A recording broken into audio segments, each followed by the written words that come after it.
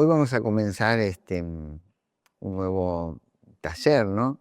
Que tiene que ver nada más ni nada menos que con una mirada desde el pitagorismo de lo que es la mente reactiva a la mente ordinaria.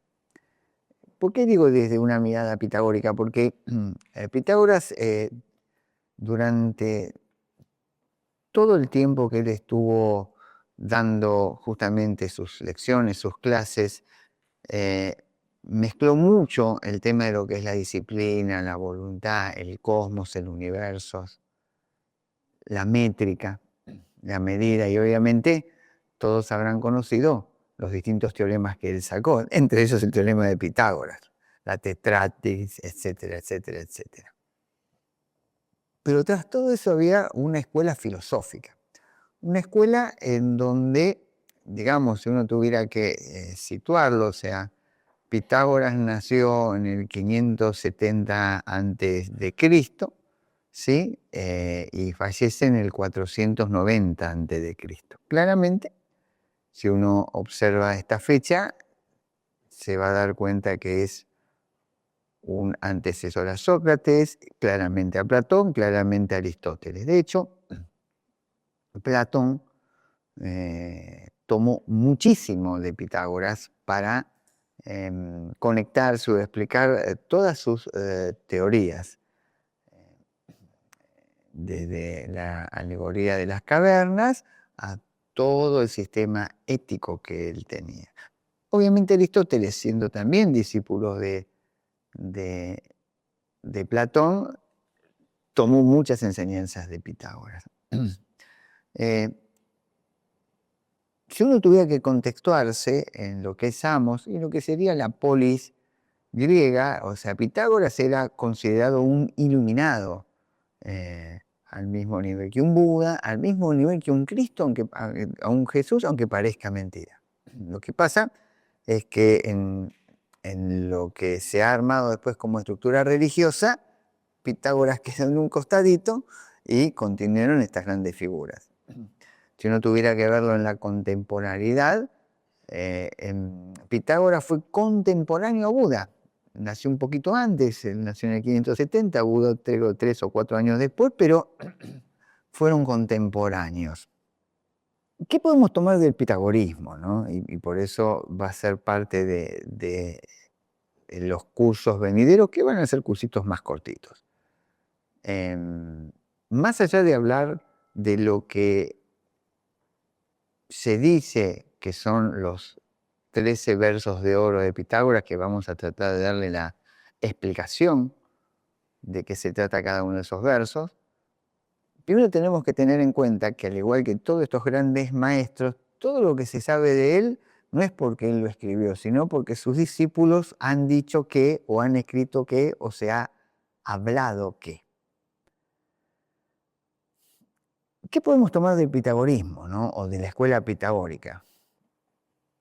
Hay ciertos ejes muy importantes en dicha escuela.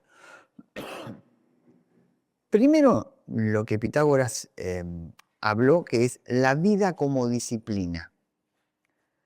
Y a veces la palabra disciplina es una palabra bastante fuerte y una palabra que hasta genera cierto ruido y dice, ay, disciplina es muy estructurado. No, todo lo contrario. Una persona con disciplina, y ya lo vamos a ver, es una persona libre. El mejor ejemplo que uno puede dar es que si yo tengo la disciplina del estudio y me quiero recibir, por ejemplo, de médico, llego a recibirme de médico porque tengo la disciplina del estudio. Si no tuviera la disciplina del estudio, yo quiero recibirme de médico, no me voy a recibir de médico. Por lo tanto, no tengo libertad de elección, sino que, de acuerdo a cómo vengan los vientos del mundo, me voy moviendo. No soy libre. O lo que antes se decía, soy hojita al viento. Otro eje importante, más allá de hablar de la vida como disciplina, ya vamos a ver qué significaba, y nombro textuales palabras de lo que la escuela pitagórica habla, es el cuidado del alma. Y también vamos a dar media vuelta a ello sin darle ese carácter esotérico que se pone en el alma. Luego la purificación interior. La importancia de la medida. Y la palabra medida, bien pitagórica, tiene que ver con, ya voy a explicar con exactitud, con límites, con presencia, vivir el presente, trabajar el punto de equilibrio. No es ni de un lado ni del otro, pero ya lo vamos a explicar.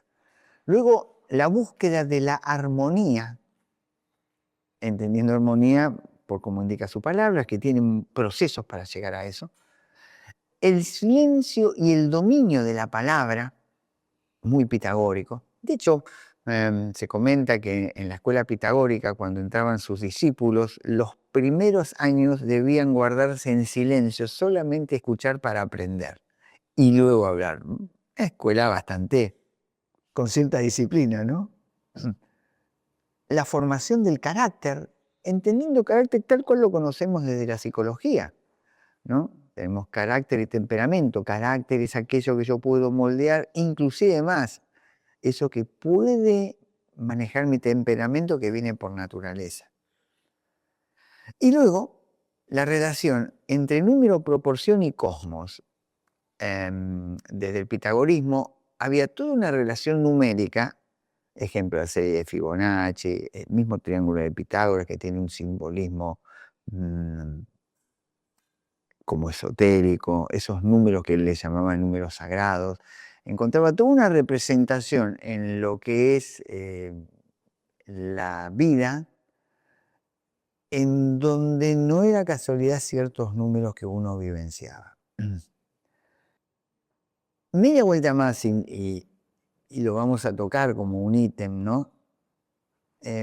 Pitágoras habla de la transmigración del alma y voy a tratar de explicar qué significaba para él la transmigración del alma.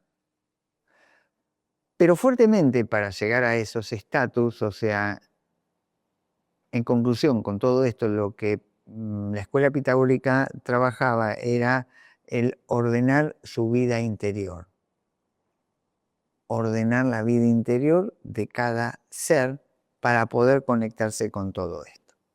Vamos a definir algunos conceptos pitagóricos antes de comenzar con las exposiciones, ¿sí? El primer concepto es lo que él llamaba psique, también conocido psique como alma, principio vital, dimensión interior. Quiero que uno sea claro porque estoy tratando de llevar términos de la antigua poligriega a la actualidad y como que a veces no son tan exactos, pero voy a tratar en español de llevar a la mayor exactitud, por eso hay distintos conceptos para que se comprenda.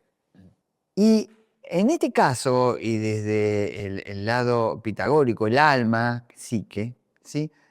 No tiene que ver con un sentido religioso dogmático, sino como una vida interior, donde están nuestros pensamientos, nuestros deseos, nuestras emociones, nuestro impulso, nuestro carácter, nuestra orientación más profunda.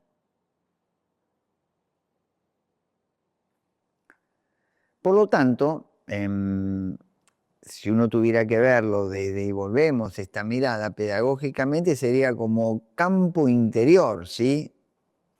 Donde se ordena, si se desordena el ser. Después, el otro término es armonía, y desde los griegos sería con H, obviamente sin H, la armonía es tal cual uno escucha, ¿no? La palabra típica, y no es estar tranquilo solamente, ¿no? Es esa mente, ¿sí?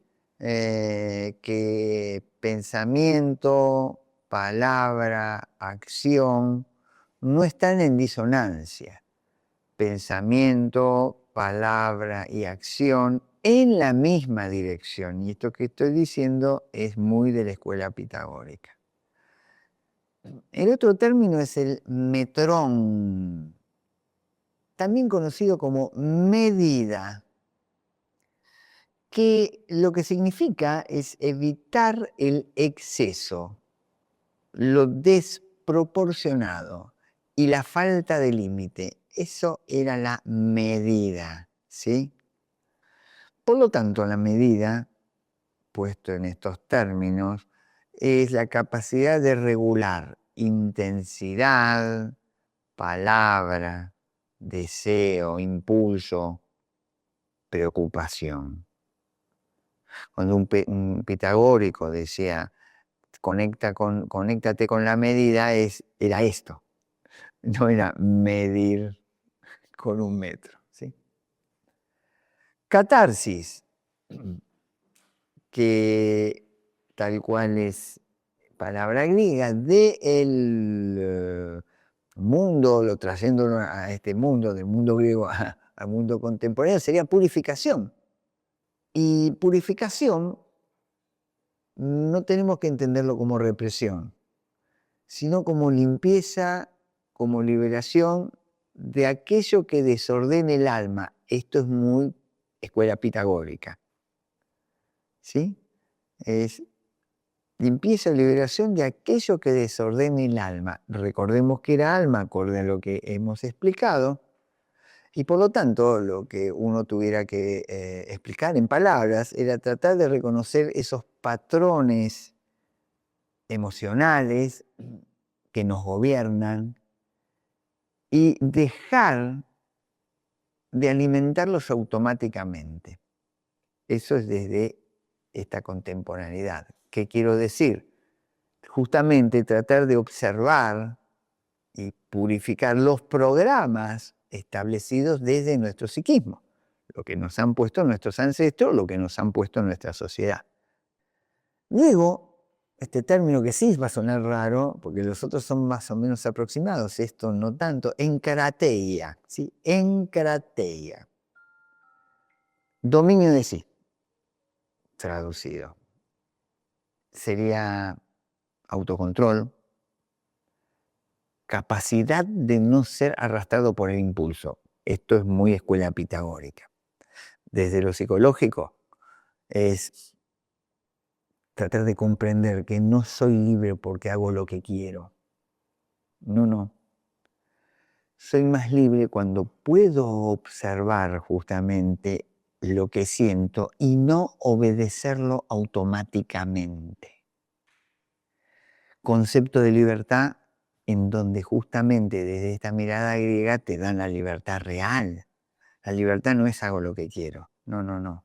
Es poder observarlo, poder trabajarlo, no reaccionar en forma automática y tomar la decisión luego. Eso es libertad. Ahora, antes de continuar con todo esto, he hablado de los versos de oro de Pitágoras, ¿sí?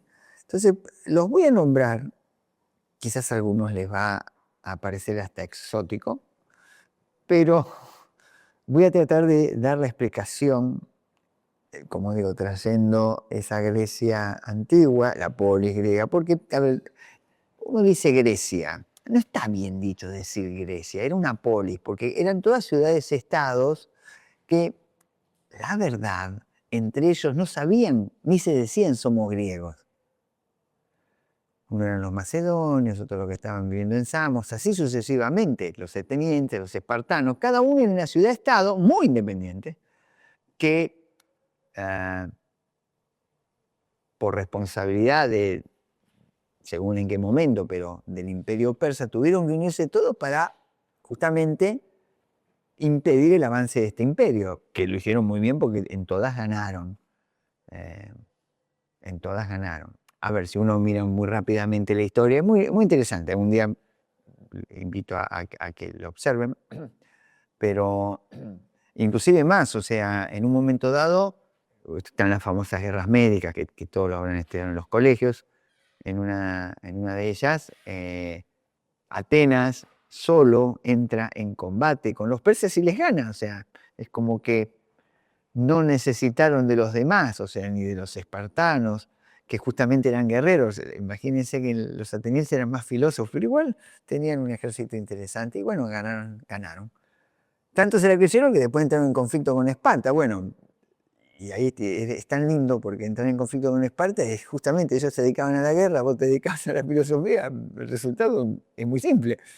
Y fue tan simple como lo que sabemos. Se fueron desgastando entre ellos y bueno, aparecía después otra región que tenía que ver, ¿no?, con este grupo que eran los macedonios, que fueron creciendo, creciendo, creciendo, hasta el punto que Macedonia empieza a tomar todo lo que era la polis griega. Ahí donde salió el macedonio más famoso, que todos lo habrán escuchado, que es Alejandro Magno.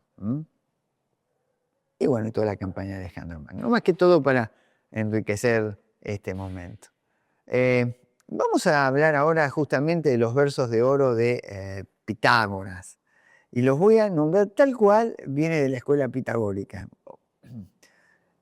Eran 13. Voy con el primero, ¿sí? El primero, y lo voy a leer para no errar, dice: honra a los dioses inmortales según la ley, respeta el juramento y venera a los héroes ilustres y a los espíritus terrenales. Uno lee esto y dice, ¿dónde estamos?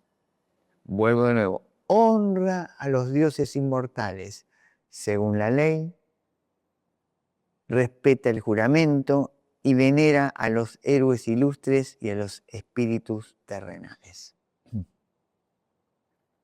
Y vamos a tratar de traducirlo con nuestra contemporaneidad, ¿no? Voy a dar la explicación psicológica. Esto es la aceptación de la realidad y el principio de orden. Psicológicamente, lo que sería dioses, lo que serían leyes en el escrito, representan los límites inmutables de la naturaleza, del mundo, la gravedad, el tiempo, la biología. Honrarlos significa abandonar la queja, esa queja neurótica, ¿sí? Y aceptar las reglas de juego de la vida. Son las que están. Respetar el juramento es el valor de la palabra dada. Cumplir con lo que uno promete a uno mismo y hacia el afuera. Es comprometerse con esa situación interna, ¿sí?, y comprometerse con la situación externa. Y claro, cuando mi palabra tiene ese peso, no solo me estructura mi mente, sino estructura la mente del otro. ¿Y por qué digo estructurar en el buen sentido de la palabra estructurar la mente de otro? Porque me hace un ser predecible en el buen sentido. Lo que digo, lo hago. Por lo tanto, hacia el otro le generas una disminución de la ansiedad interna. Miren qué gesto tan noble. Verso 2. Honra a tus padres y a tus parientes más cercanos sobre todas las cosas. Desde lo psicológico, esto es lo que se llama anclaje y sistema de apego. Nuestra familia es el primer mapa del mundo. Ahí es mi origen. Reconocer y respetar ese origen con sus luces y sus sombras permite sanar y estabilizar el sistema de apego, que había varios en el sistema psicológico, ¿no? El apego que uno estabiliza es lo que se llama en psicología apego seguro. Reconocer los vínculos biológicos, reconocer los vínculos afectivos, genera un cable a tierra emocional, en donde te va a generar una base sólida de identidad. Uno diría, ¿y si yo no estoy bien con mis padres o vengo de una familia complicada? ¿Cómo hago? Bueno, esto de reconocer las luces y las sombras. Si yo estoy con una familia tóxica, muy tóxica, y claramente esa toxicidad me afecta, no tengo que estar pegoteado a eso. Debo trabajar eso. Acá agrego que, por eso hablamos de familias afectivas, no necesariamente uno vive en una familia estructurada de origen, sino puede armar su propia familia. Ahí es donde genera una relación de afectividad y trabajaría ese problema del apego seguro de origen. Frase 3. Elige como amigo al hombre más virtuoso. Escucha sus sabios consejos y sigue su ejemplo formativo. Esto es lo que se llama un modelo conductual y un entorno regulador, que es muy importante. El cerebro humano aprende por imitación, gracias a las neuronas espejo. Rodearse de personas con una psicología madura, con una estabilidad emocional, valores firmes, te reprograma positivamente. Elegir conscientemente tus referencias sociales es la realidad. Elegir el tipo de mente que yo quiero desarrollar. Y acá hay que ser cuidadoso, porque la virtuosidad, como bien diría Anthony de Melo, como bien diría Krishnamurti, como bien diría Jesús, y posiblemente también diría Buda, no se consigue en los templos. ¿Por qué? No digo que sean malos, ¿se entiende? Lo que digo que se consigue con la virtuosidad. Verso 4. No rompas una amistad por una falta ligera, pues el poder sigue de cerca la necesidad. ¿Qué significaba esto desde esta mirada psicológica, no? Habla de la flexibilidad cognitiva y la empatía. Una mente rígida, por lo tanto una mente inmadura, exige perfección a los demás. ¿Y qué hay entonces en el descarte? Ante el primer conflicto, ya. La realidad que esa flexibilidad cognitiva te aleja de ese pensamiento dicotómico, ¿no? De blanco o negro, y va a fortalecer tu sistema de resiliencia. Entonces, cuando acá Pitágoras dice, el poder sigue de cerca a la necesidad, es que te da primero la necesidad antes que el poder. ¿Y el poder de qué? Justamente ante una falta ligera, el poder de romper está por debajo de la necesidad de mantener el equilibrio, la necesidad de mantener la armonía, la necesidad, porque somos un grupo interdependiente. Entonces, es muy claro el tema de no romper una amistad por una falta ligera. No, no va. Es justamente ser indulgente, comprensión, lo que uno viene explicando en el punto anterior, se relaciona con este verso. El verso 5. Domina tus pasiones, aprende a controlar ante todo la gula, el sueño, la lujuria, la cólera. Acá desde lo psicológico, ¿qué es lo que está diciendo la escuela pitagórica? Regulación emocional.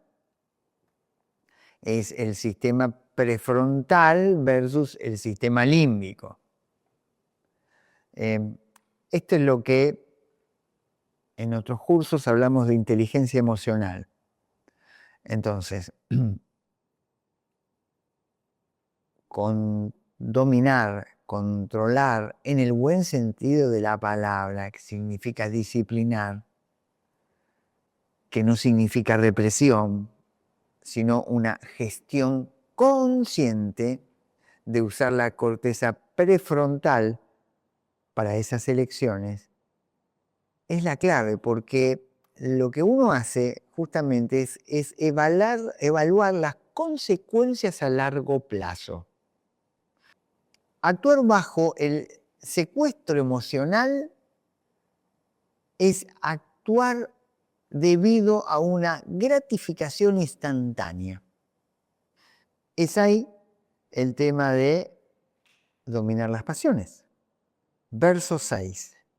No cometas jamás una acción vergonzosa, ni en público, ni a solas. Ante todo, respétate a ti mismo.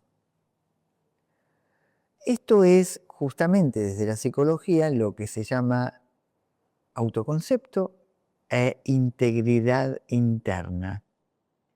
El actuar mal te va sobrelimando la autoestima interna, ¿no? Porque genera disonancia cognitiva y genera más disonancia cognitiva, por eso acá dice a solas, ni a solas, cuando me genera un autoengaño. Porque si yo digo una cosa y a solas hago otra, mi autoconcepto cambia. Si soy coherente estando en público y a solas, voy a tener un autoconcepto inquebrantable, lo que en su momento hemos explicado con esto de dignidad interna. Es tan fuerte esto que uno llega a tener una extraordinaria brújula emocional, una extraordinaria brújula moral, de tal manera que esa brújula va a estar orientada hasta a mi ser interno. No va a depender de la aprobación externa. El verso 7 dice lo siguiente: practica la justicia en palabras y en actos, y no te acostumbres a comportarte sin razón en ninguna circunstancia.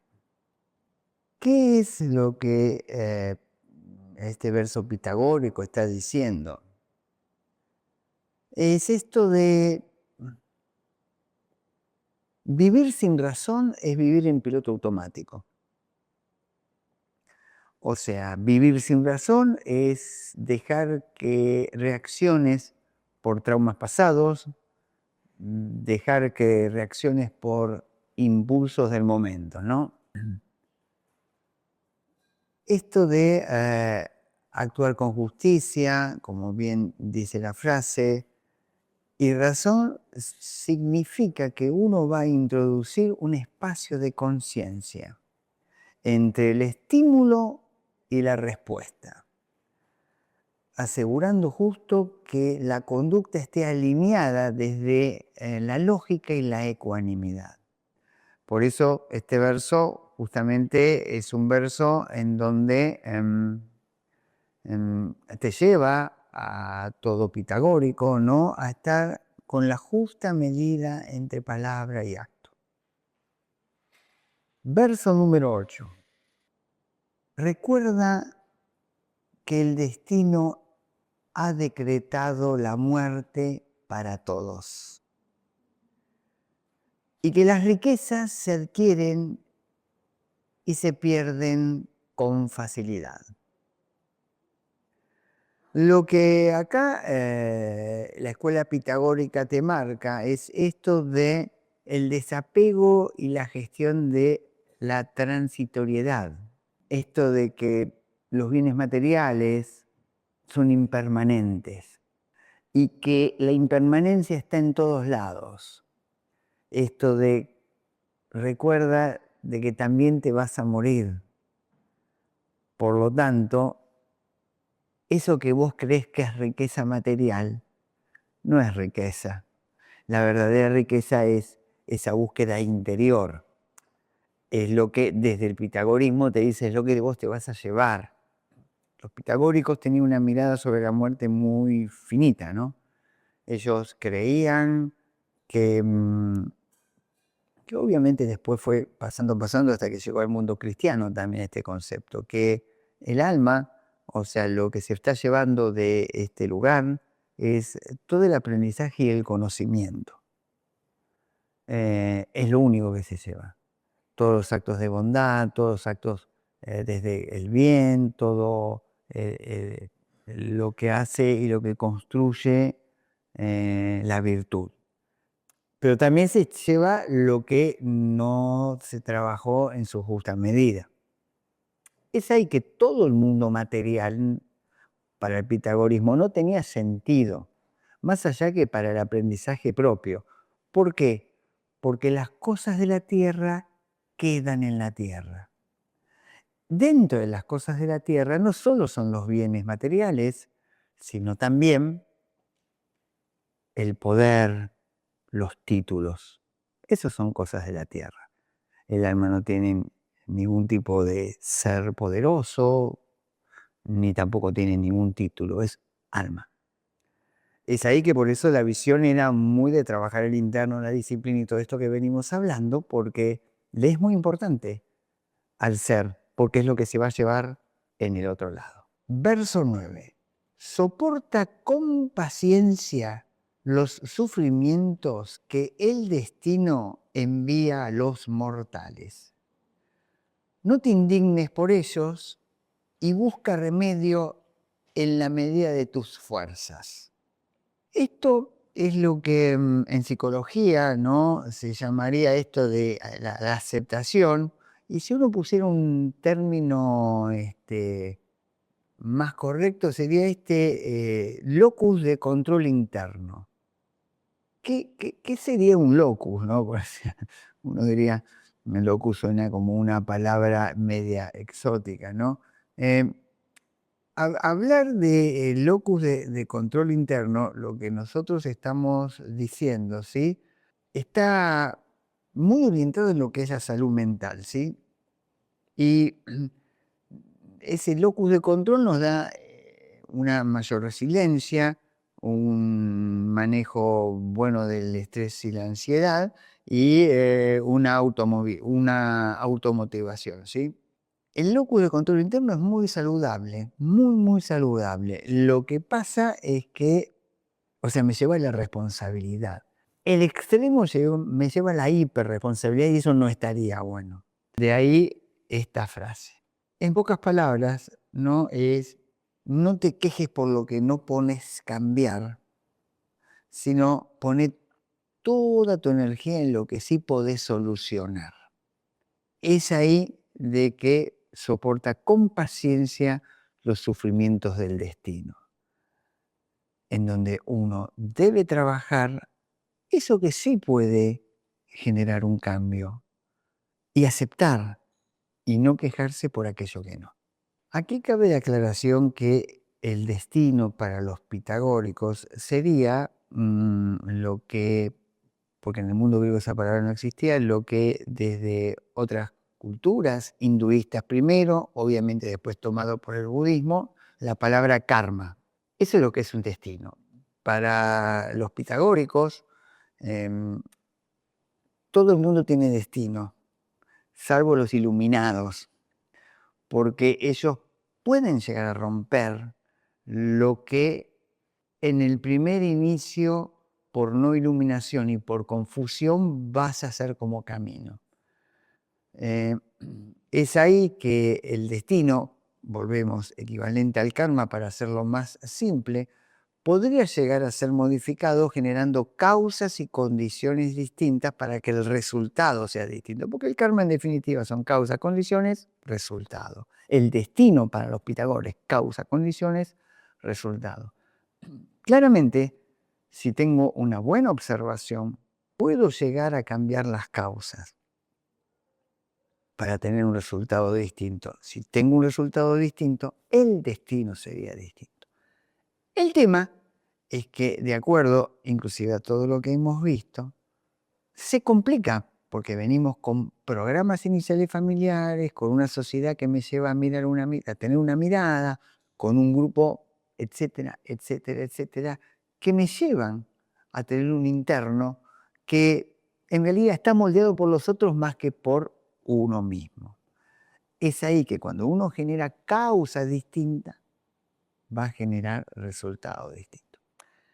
Para los pitagóricos, causa y resultado era clave. Esto es el tema del destino. Y el resultado es el que genera las condiciones. A veces uno se confunde con esto. Voy a tratar de quizás dar una explicación con mayor claridad. Yo estudio música, causa. Si mi condición es estar en el medio del desierto, el resultado es como que la condición tiene un poder muy grande sobre esa causa. Por más que estudie música, no voy a tocar un concierto, estoy solo. El resultado es.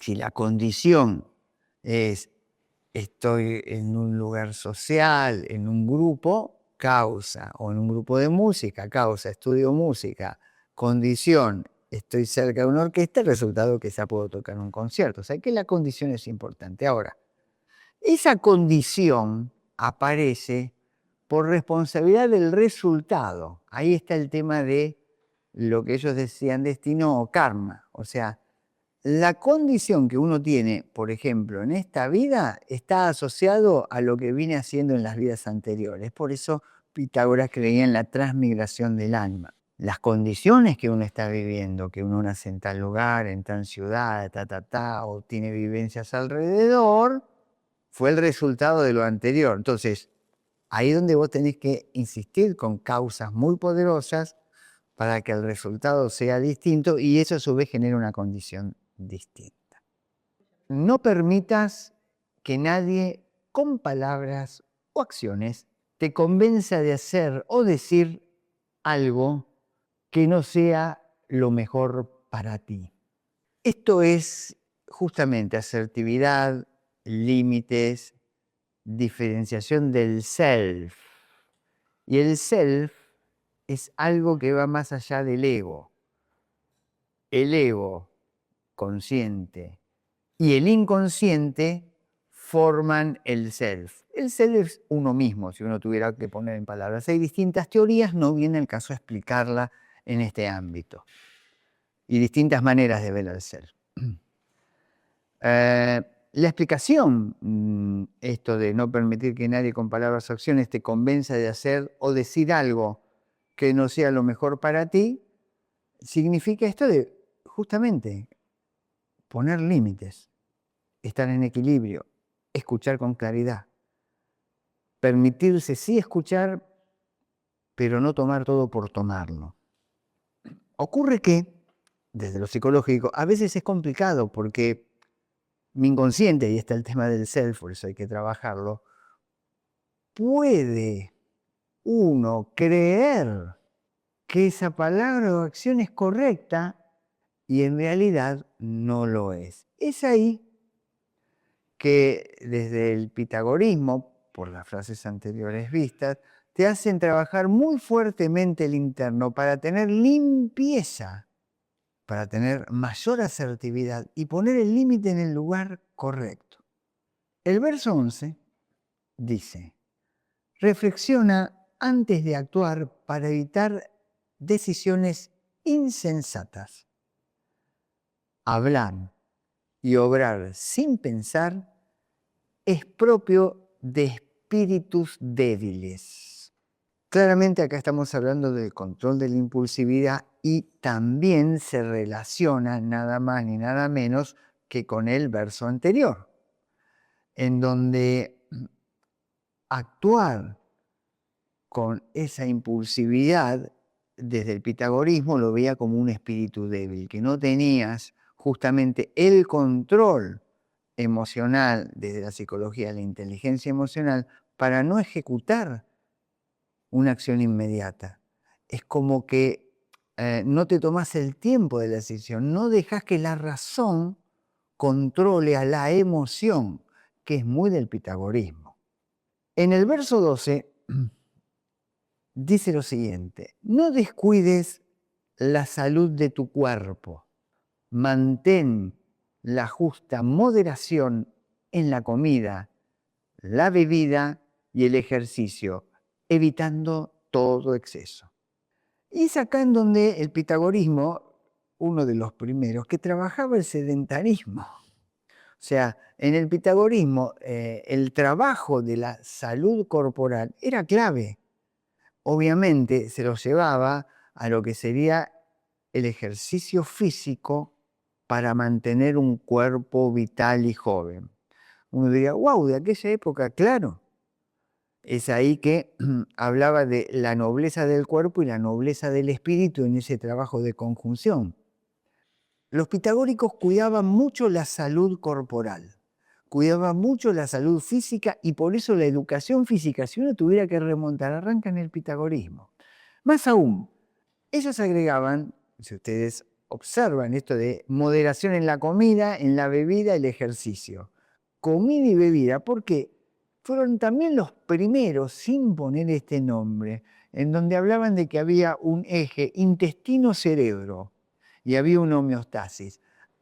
Acorde o de acuerdo a mi alimentación, mi cerebro funcionaba de una manera y el templo en donde mi alma transmigrada está es cuidado. Por eso este verso era un verso muy importante. Tu alma está en este templo. Ese templo te es prestado, cuídalo. ¿Y cómo lo cuido? Salud física, ahí donde el sedentarismo no existía. Moderación en lo que es mi alimentación, en lo que era la bebida. Y obviamente, con todas las frases que venimos haciendo hasta ahora, el cuidado de la mente. Y el verso 13, el último verso, dice lo siguiente. No permitas que el sueño cierre tus ojos sin haber repasado 3 veces tus actos del día, en que he fallado, qué he hecho bien, qué deber he dejado de cumplir. Lo que está hablando acá en este verso es la famosa metacognición, el observador que observa al observador. Es ver qué debo trabajar de aquí en adelante. Y fíjense, ¿no? Más allá de que 3 veces tiene que ver con números pitagóricos, y el 3, él en lo que es su matemática sagrada significaba con la energía espiritual, pero eso es más anecdótico para nosotros que otra cosa, es justamente el tratar de hacer una metacognición para ver qué patrones conductuales, corregirlos sin juzgarme, pero sí trabajándolo con disciplina. El ver qué has hecho bien, desde qué lugar, o sea, para reforzar tu autoconcepto, porque tenemos que ver las cosas que hemos hecho bien. Y bueno, obviamente, y trabajar aquello que no, ¿sí? Y en estos 13 versos que estamos viendo hasta ahora, vemos todo lo que es el diagrama de cómo Pitágoras veía la vida. Es ahí que los pasos siguientes que vamos a trabajar es comprender desde estos versos, pero no voy a usar los versos, ya directamente voy a ir a la explicación clara de desde dónde y cómo podemos trabajar nuestro interno. Quiero justamente dar el puntapié inicial antes de que continuemos con los capítulos siguientes, es cómo vamos a, con esta base inicial, trabajar este curso que va a ser de interés, de cómo dentro de una escuela pitagórica, vamos a imaginar que estamos dentro de una escuela pitagórica, se trabajaba en interno. Lo primero que vamos a trabajar en la clase que viene va a ser el Pitágoras real, la mente como campo de armonía. En la siguiente clase vamos a trabajar la mente reactiva. En la otra clase vamos a trabajar el silencio y la pausa consciente. Sería la clase 3, que es muy importante esto. En la clase 4 vamos a trabajar la autoobservación y el examen diario. Y eso no significa castigarme como, no. El examen diario es equilibrado, es tierno y es amoroso. La clase 5, la medida, y ya expliqué que era medida en la iniciación de los versos, pero acá vamos a darle media vuelta más, como salud mental. En la clase 6, programas emocionales y purificación interior. La clase 7, palabras, vínculos y armonía con los demás. La clase 8, libertad interior, de la reacción a la elección. Y de eso va a constar el curso que vamos a ver. Gracias, y los otros cursos lo pueden seguir viendo en las redes que son Instagram, YouTube, Spotify, bueno, en todas las redes. Gracias.